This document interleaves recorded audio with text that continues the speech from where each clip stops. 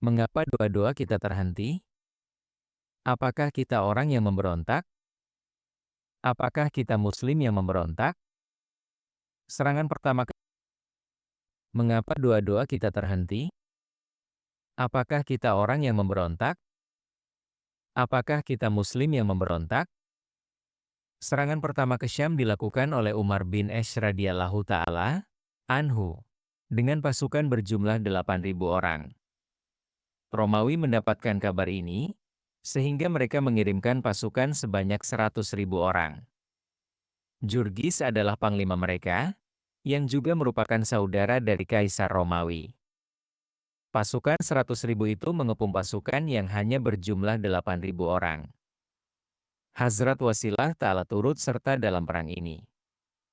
Dia berkata bahwa mereka yakin kuburan mereka akan dibuat di sana hari itu. Orang-orang Arab biasanya membaca syair dalam perang agar bisa membangkitkan semangat. Tetapi Hazrat Wasilah mengatakan bahwa pada hari itu mereka lupa membaca syair. Di lidah mereka hanya ada satu kata, "Ya Rab, tolonglah umat Muhammad."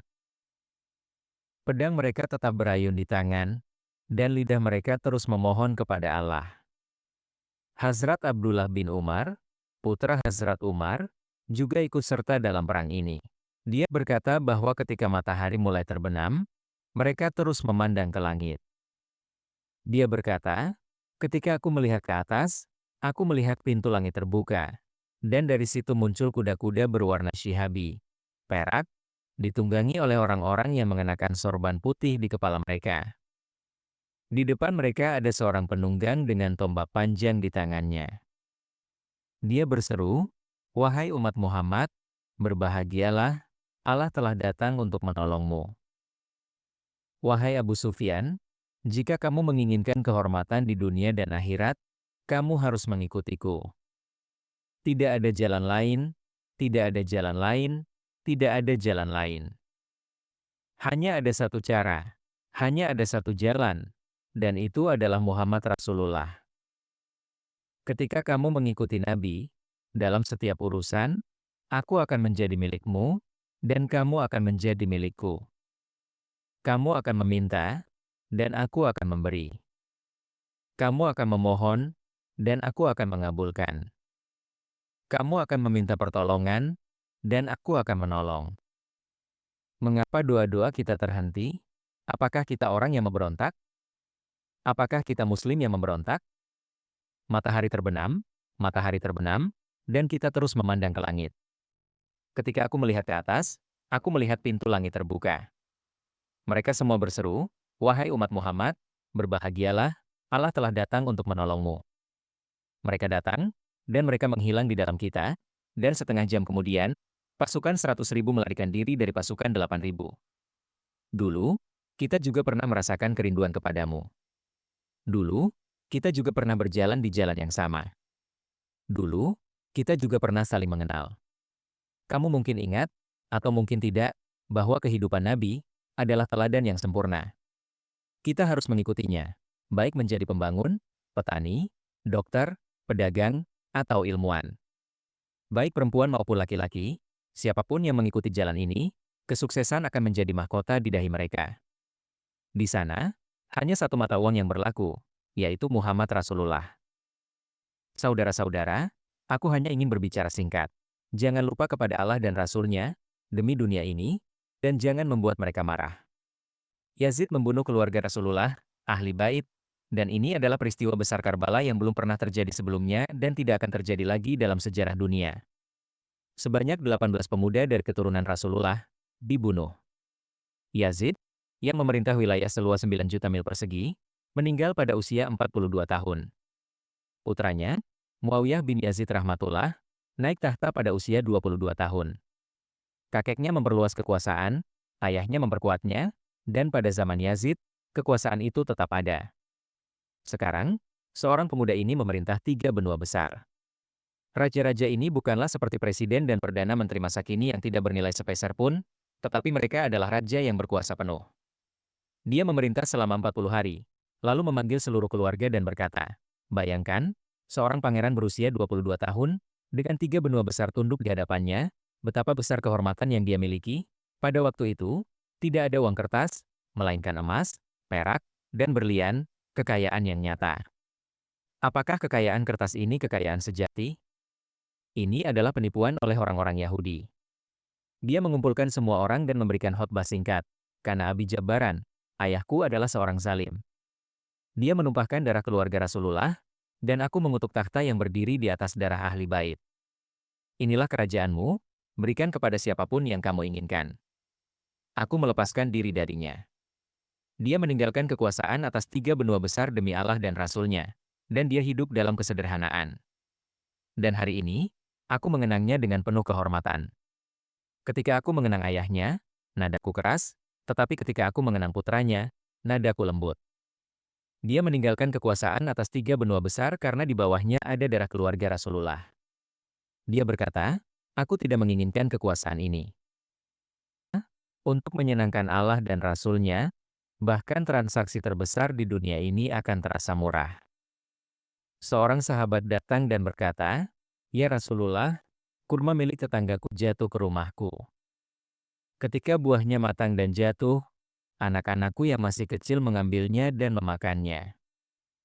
Aku segera berlari dan mengambilnya dari mulut mereka." Rasulullah bersabda, "Jangan terlalu keras terhadap mereka." Kemudian Rasulullah memanggil tetangganya dan berkata, "Saudaraku, bagaimana jika kita membuat kesepakatan?" Tetangganya menjawab, "Ya." Rasulullah berkata, "Berikan kurma itu kepadaku, dan aku akan memberimu kurma di surga." Tetangga itu berkata, "Ya Rasulullah, jika Anda meminta sesuatu yang lain, aku pasti akan memberikannya, tetapi kurma ini sangat aku dan anak-anakku sukai. Jadi aku mohon maaf." Orang itu adalah seorang munafik, maka dia menolak tawaran tersebut. Di sana, ada seorang sahabat bernama Abu Dahdah. Setelah si munafik pergi, Abu Dahdah berkata, "Ya Rasulullah, jika aku membawakan kurma itu kepada Anda, apakah aku juga akan mendapatkan kurma di surga?" Rasulullah menjawab, "Ya, kesepakatan sudah pasti." Kemudian Abu Dahdah pergi menemui orang itu dan berkata, "Saudaraku, apakah kamu mau menjual kurma itu?" Dia menjawab, "Tidak." Abu Dahdah berkata, "Juallah." Dia menjawab, "Pergilah. Aku bahkan tidak menjualnya kepada Rasulullah. Bagaimana aku bisa menjualnya kepadamu?" Abu Dahdah berkata, "Ambil harga yang kamu inginkan. Katakan, apa yang kamu inginkan?" Abu Dahdah memiliki sebuah kebun dengan 600 pohon kurma. Dia berkata, "Aku akan memberikan kebunku, berikan kurma itu kepadaku." Orang itu berkata, "Apakah kamu tidak akan mengingkari kesepakatanmu? Lihatlah kekuatan negosiasi para pedagang." Dia bertanya, "Apakah kamu akan mengingkari kesepakatan ini?" Abu Dahdah berkata, "Apakah aku gila untuk mengingkari? Aku mendapatkan kebun dengan 600 pohon kurma." Maka, kesepakatan itu dibuat, kebun dengan 600 pohon kurma miliknya, dan kurma itu menjadi milik Abu Dahdah. Abu Dahdah langsung pergi ke kebunnya. Pada masa itu, di Madinah, orang-orang pindah ke kebun mereka saat musim buah kurma. Dia berdiri di luar kebunnya dan berseru, "Istriku, keluarlah, dan bawa anak-anak keluar juga."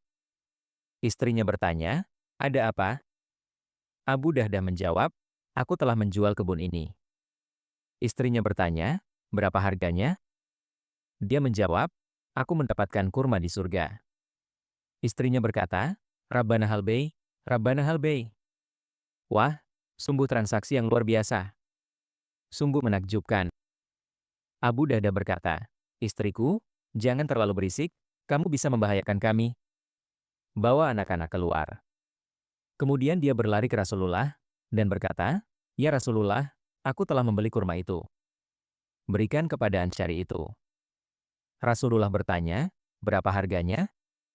Abu Dahdah menjawab, "Aku memberikan seluruh kebunku." Rasulullah bersabda, "Kesepakatan pertama batal. Sekarang aku melihat bahwa Allah telah menanam kebun kurma untukmu di surga, dan istanamu terbuat dari emas dan perak. Di surga, tidak ada yang namanya tanah, tidak ada juga besi. Setiap rumah akan memiliki 1 inci emas, 1 inci perak, 1 batu permata, 1 yakut, dan fondasinya terbuat dari misik. Langit-langitnya adalah arsy Allah. Jadi, saudara-saudaraku, lakukanlah transaksi-transaksi ini, tapi apapun yang kalian lakukan, jangan pernah meninggalkan Allah dan Rasul-Nya. Karena kita tidak akan hidup selamanya, suatu hari nanti kita pasti akan pergi. Istana terbesar di dunia dibangun oleh Kisra, cucu Naushirwan, Khosrow Parvis, yang merobek surat Nabi kita. Rumah itu berdiri di atas 40.000 pilar. Kalian adalah para pembangun. Hitunglah dalam ukuran persegi. Istana itu berdiri di atas 40.000 pilar, dan di atasnya penuh dengan emas, permata, dan batu-batu berharga. Ada 500 kubah besar, dan di kubah terbesar ada 1.000 lampu gantung emas, di mana setiap malam dibutuhkan 9 men minyak untuk menyalakannya.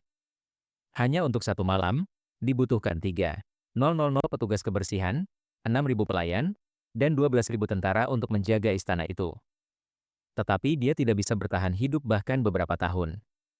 Nasib berubah, dan Kaisar Romawi datang dan mengalahkannya di Ninawa. Ketika Khosrow Parvis merobek surat Nabi kita, Rasulullah bersabda bahwa Kisra telah merobek kerajaannya sendiri. Dan itulah yang terjadi. Kisra datang, kalah, dan kemudian melarikan diri. Dia membakar seluruh istananya hingga menjadi tumpukan abu. Dan di antara umat Muslim, istana terbesar pernah dibangun oleh Raja Abdurrahman dari Undras, Andalusia. Istana itu berdiri di atas 4.316 pilar, dan kekuasaannya meluas di seluruh Eropa. Dari segala penjuru, datanglah berlian, mutiara, dan permata. Seluruh pilar dan atapnya terbuat dari emas, dan pilar-pilar itu dihiasi dengan berlian dan permata. Di luar istana, ada sebuah kolam besar. Kolam apa? Kolam merkuri, bukan air, tetapi merkuri. Apa keistimewaannya? Para insinyur merancangnya sedemikian rupa sehingga ketika sinar matahari jatuh di atas merkuri, merkuri tersebut akan bergerak, tidak pernah diam. Sinar matahari akan menari di permukaan merkuri, dan ketika sinarnya jatuh pada istana, tampak seolah-olah seluruh istana sedang menari. Namun, ketika aku pergi ke sana, yang tersisa hanyalah sebuah bangunan kecil. Itu pun atapnya sudah runtuh. Jadi, lihatlah diri kalian, kita beruntung memiliki nabi yang sangat mulia. Beliau telah memberi kita kehidupan yang indah. Sebelum wudhu, nabi kita mengajarkan kita sebuah doa. Kita setidaknya berwudu 5 kali sehari. Dalam doa itu, dunia dan akhirat turut disertakan. Doanya adalah, "Ya Allah, ampunilah dosa-dosaku, berikanlah aku rumah yang besar, berikanlah aku rumah yang luas, bukakanlah pintu-pintu rezeki untukku, dan berkahilah rezekiku." Rumah yang luas adalah nikmat dari Allah. Kalian telah diberi banyak kemudahan. Kalian akan mendapatkan pahala jika dalam pekerjaan kalian tidak ada kebohongan, riba, kecurangan, atau pelanggaran janji. Inilah jalan menuju surga kalian. Jadi, saudara-saudaraku, berdamailah dengan Allah dan Rasul-Nya. Itulah permintaanku, dan akhirnya aku akan menyampaikan sebuah hadis. Nabi kita memiliki 1 juta hadis, dan aku akan menceritakan satu saja. Hadis ini mencakup segalanya. Yang pertama, jangan tinggalkan sholat fardu, jangan tinggalkan puasa, jangan tinggalkan zakat, dan jangan tinggalkan haji jika sudah wajib. Setelah itu, Nabi kita bersabda, ambillah dariku 4 hal. Beliau tidak berkata 5, hanya 4 hal yang harus kita ambil. Dunia akan menjadi milikmu, dan akhirat juga akan menjadi milikmu. Subhanallah, betapa mudahnya Nabi kita memberikan kepada kita. Tidak perlu 100 sholat sunnah, atau banyak amal lainnya, atau haji berkali-kali. Cukup ambil 4 hal ini, dan kalian akan menikmati dunia dan akhirat. Apa hal pertama? Syidqul hadits, jujurlah dalam setiap urusan. Jangan berbohong. Seorang sahabat bertanya, "Ya Rasulullah, apakah seorang muslim bisa menjadi pengecut?" Beliau menjawab, "Ya." "Apakah dia bisa menjadi kikir?" Rasulullah berkata, "Ya." Apakah dia bisa berbohong? Rasulullah menjawab, tidak. Jangan pernah berbohong. Berkatalah yang jujur, dan bayar harga kejujuran itu. Jaga amanah kalian, jangan menipu siapapun. Jangan tunjukkan sesuatu yang berbeda dari kenyataannya, jangan katakan bahan tertentu tapi sebenarnya berbeda. Jangan lakukan hal seperti itu. Jagalah amanah dan bekerjalah dengan kejujuran. Jangan menipu siapapun. Rasulullah bersabda, aku dapat mengharapkan segala dosa dari umatku, karena mereka manusia biasa. Tapi ada dua hal yang tidak akan dilakukan oleh umatku. Wah, ya Rasulullah, apa yang Anda harapkan, dan apa yang telah kami lakukan? Beliau bersabda, ada dua hal yang tidak akan dilakukan. Pertama, mereka tidak akan pernah berbohong, dan kedua, mereka tidak akan pernah menipu. Namun hari ini, umat muslim tenggelam dalam kebohongan dan penipuan. Entah itu di negara Arab atau di luar Arab, entah mereka kaya atau miskin. Semua terjebak dalam kotoran ini. Jadi, hal pertama adalah sidqul hadis, berkatalah yang benar. Hal kedua, amanat, jangan berkhianat. Hal ketiga apa? Berakhlaklah yang baik. Dan untuk memiliki akhlak yang baik, lakukan satu hal, kunci mulutmu. Lakukan hanya satu hal. Jangan keluarkan kata-kata kasar dari mulutmu, jangan keluarkan kebohongan, jangan bergosip, jangan mengejek, dan jangan merendahkan siapapun. Biasanya, dalam lingkungan kita, kita sering memarahi pembantu. Kendalikan ucapanmu. Pikirkan, jika kamu berada di posisinya, apakah kamu akan suka diperlakukan seperti itu? Perbaikilah akhlakmu, dan kunci dari akhlak yang baik adalah berbicara dengan lembut. Khususnya kepada orang tua dan yang paling penting kepada istri. Nabi bersabda, seorang muslim yang terbaik adalah yang memperlakukan istrinya dengan baik. Istrimu, ibumu, ayahmu, saudara laki-laki dan perempuanmu, rumah, teman, lingkungan, budaya. Semua itu ditinggalkan oleh istrimu hanya dengan satu kata, ya, untuk tinggal bersamamu. Dia menanggung beban anakmu selama 9 bulan, menyusuinya, dan dadanya mengendur. Kadang dia membuat sarapan untukmu, kadang memasak makan siang, kadang merawat pakaianmu. Dan kamu merendahkan kehormatannya hanya karena hal kecil. Maka Nabi bersabda, seorang muslim yang terbaik adalah yang memperlakukan istrinya dengan baik. Dan kemudian beliau berkata, dan perlakuanku kepada istriku adalah yang terbaik. Nyatakan cintamu. Nyatakan cintamu kepada orang tua, anak-anak, dan istrimu. Jika kamu tidak menyatakannya, bagaimana mereka bisa tahu? Cium kaki ibumu, cium dahi ayahmu, berdirilah sebagai pelayan di depan mereka. Katakan kepada istrimu, aku sangat mencintaimu. Ketika dia mengenakan pakaian yang bagus, pujilah. Ketika dia memasak makanan yang enak, pujilah. Manusia membutuhkan ini. Adakah yang lebih hebat dari Nabi kita? Beliau berkata kepada Sayyidah Aisyah. Aisyah masih muda dan belum menikah sebelumnya. Beliau berkata, Aisyah, sejak aku mengetahui bahwa engkau adalah pendampingku di surga, aku hanya merindukan kematian. Inilah bentuk ungkapan cinta yang diajarkan Nabi kepada kita. Ungkapkan cintamu juga kepada anak-anakmu. Anak-anakku sudah besar, tetapi aku masih memeluk mereka seperti mereka masih anak kecil. Cinta ini ditransfer. Kita sering tidak mengungkapkannya. Jangan memaksakan pendapatmu pada anak-anakmu. Ketika mereka dewasa, syariat memberi mereka hak. Ini akan membuat rumahmu menjadi indah. Inilah beberapa aspek indah dari kehidupan Nabi yang aku hadirkan di depan kalian. Ini adalah kisah panjang. Bahkan jika kita ceritakan sepanjang hidup kita tidak akan bisa menyelesaikan satu bagian pun, tapi aku telah mengungkapkannya kepada kalian. Kejujuran, integritas, akhlak, dan yang keempat serta terakhir, carilah rezeki yang halal. Carilah rezeki yang halal. Dalam hadits disebutkan, barang siapa yang bekerja mencari nafkah halal dari pagi hingga malam, lalu dia tidur dalam keadaan lelah, dosa-dosanya pada hari itu diampuni. Betapa besar amalan mencari rezeki halal, ia menjadi bentuk ibadah. Ada seorang sahabat yang tangannya penuh dengan bekas kerja keras. Nabi bertanya kepadanya, "Saat, apa ini?" Sahabat itu menjawab, "Ya Rasulullah, aku bekerja mencari nafkah halal untuk anak-anakku, bekerja dengan tanganku sendiri, sehingga tanganku menjadi seperti ini. Nabi mengambil tangannya dan memperlihatkannya kepada semua orang, lalu bersabda, tangan yang seperti ini karena bekerja mencari nafkah halal untuk anak-anaknya, tidak akan tersentuh oleh api neraka.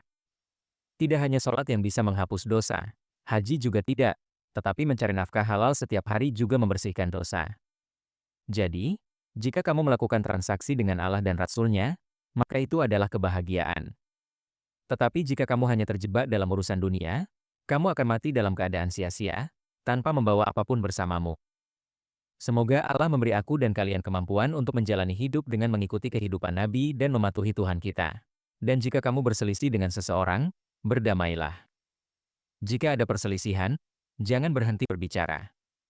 Kadang kita bertengkar dengan orang tua, istri, jadi jangan berhenti berbicara. Jangan katakan, mulai sekarang, kita berhenti berhubungan. Kita, orang-orang desa, kadang bertindak berlebihan. Kita menggambar garis tegas. Lalu kita tidak pergi ke acara pernikahan, kematian, atau bahkan pemakaman. Di desaku, ada pemakaman. Seorang kerabat dekatku, ibunya meninggal. Seorang kerabat lainnya berdiri di barisan depan pemakaman. Pada pemakaman, hati orang biasanya menjadi lembut. Ketika dia melihatnya, dia berkata, "Mian Sadik, keluarlah dari pemakaman ibuku." Apakah ini sikap yang baik? Bertengkar itu satu hal, tapi jangan sampai tidak berbicara. Jangan simpan kebencian di hatimu. Bersihkan dan maafkan. Allah sangat senang. Dan jika seorang suami dan istri bertengkar tetapi kemudian berdamai, Allah mengampuni semua dosa mereka yang telah lalu. Betapa menyenangkan itu.